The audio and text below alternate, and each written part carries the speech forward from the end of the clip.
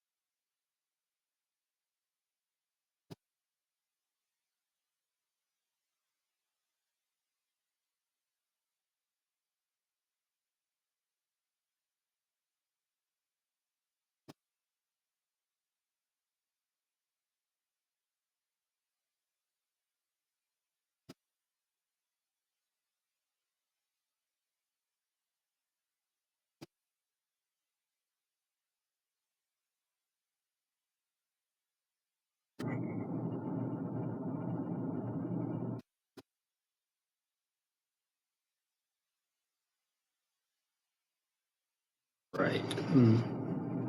So that was my tech demo.